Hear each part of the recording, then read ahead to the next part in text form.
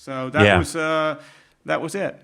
Shorter, simpler, better. Yes, yes, exactly. So what about your story, Jimmy? I know about 10 years ago, you were up to about 410 pounds, and then you made the decision to, hey, I want to make a big change here. Can you walk us through a little bit about your backstory?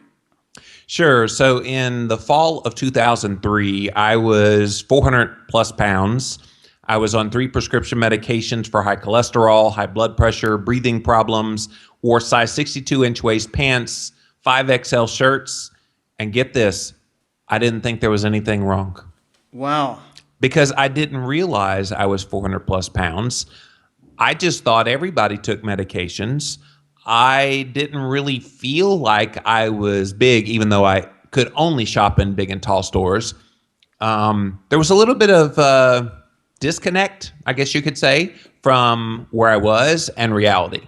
Yes. And where I was, and this shocks people when I tell them this, when I weighed in January 1st, 2004, when I started this journey, and we'll talk about getting in that in a second, but when I weighed in at 410 pounds, I thought that day I weighed like 335, which is still big, but Sure. I had become so disconnected from the reality of where I was that 335 is what I thought I was. And then I see this 410 and it about hits me upside the head and I'm going, what?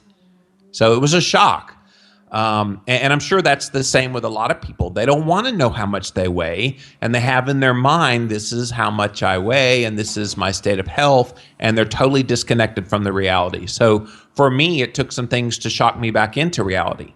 So I was a substitute teacher at the time in the fall of 2003, and this 6th grade class, I remember it was an English class, and I was writing the assignment on the board for the day, and from the back of the room, I hear this little boy yell out, "Man, Mr. Moore's really fat."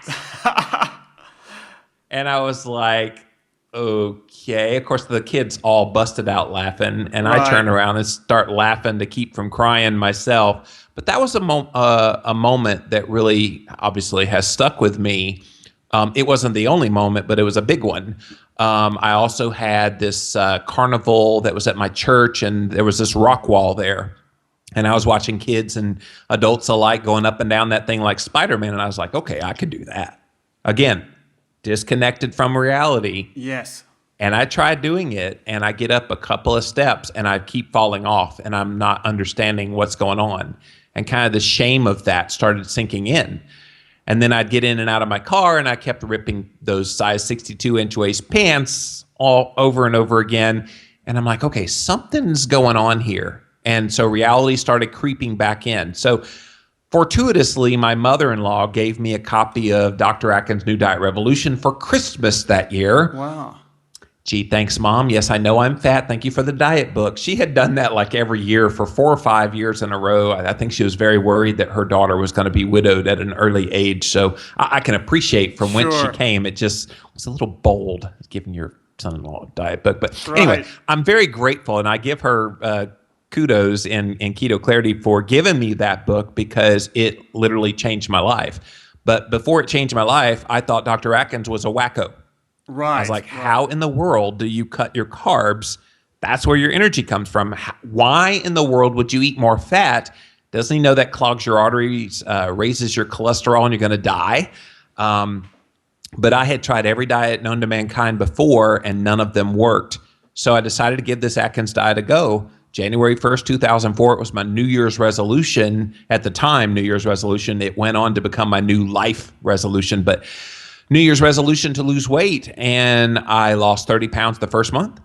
And I was so energetic after that first month of doing this, shifting over from basically a very, very high carbohydrate diet of 16 cans of Coca-Cola a day, 2 boxes of Little Debbie snack cakes a day, just carbs, carbs, and more carbs.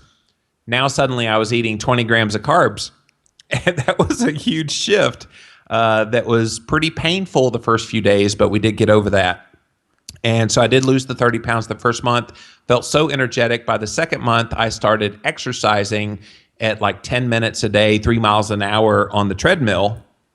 which is not very fast and not very long. But when you're 380 Oh, pounds, that's enough to start. that's a workout. So yeah. I was doing that. The second month, I lost another 40 pounds. By the end of 100 days, there was 100 pounds gone. And it was at that point that I knew something pretty spectacular was happening in my metabolism. So 100 days and 100 Yeah. pounds. Wow. And so, yeah, it rocked my world. And now it was a very interesting thing right in the middle of that experience. After losing the 100 pounds, the weight loss stopped on the scale for about 10 weeks in a row. And I thought, okay, what am I doing wrong? And I was thinking, okay, well, maybe it just stopped working. And a lot of people hit this. They'll say, well, I'm doing the same thing and it's not doing anything now. But what happened during that time that I didn't lose any weight on the scale? I lost 6 more inches off my waist. Right. You'd added muscle and lost fat. That taught me such a great lesson that I now pass on to other people of don't obsess about your scale weight, because your scale weight's going to lie to you every single time. Yes. Good and bad. Sometimes it can tell you you've lost weight and you're just dehydrated. Right. And sometimes it tells you you gained weight, and that's just the normal ebb and flow of how the body works. Muscle gain, like you said. So I kept going. At the end of that year, I'd lost a total of 180 pounds. The Atkins people wrote to me and said, hey, we heard you lost a little bit of weight on our diet. I'm like, yeah, a little. And so they featured my story on the front of their website, and I started getting all these emails from around the world. Hey, how'd you do it? How'd you do it? How'd you do it? Where's your blog? Where's your book? And I'm like, will you people leave me alone? So in April of 2005, the year after I lost my weight, I started the Livin' La Vida Low Carb blog. A friend of mine had a political blog, and he said, you need a blog. I said, what's a blog? This was 2005. Nobody really had blogs in the health realm then. And so I started the blog, and it started growing really fast in popularity. And so about a year later, this guy says, hey, if you talk half as good as you write, you should start a podcast. I said, what the heck's a podcast? That was 2006. And so I started the Livin' La Vida Low Carb show in 2006. And it's now the longest running health podcast on the internet, almost 900 episodes. So very honored to be able to do what I do and pass along some of the lessons that I've learned all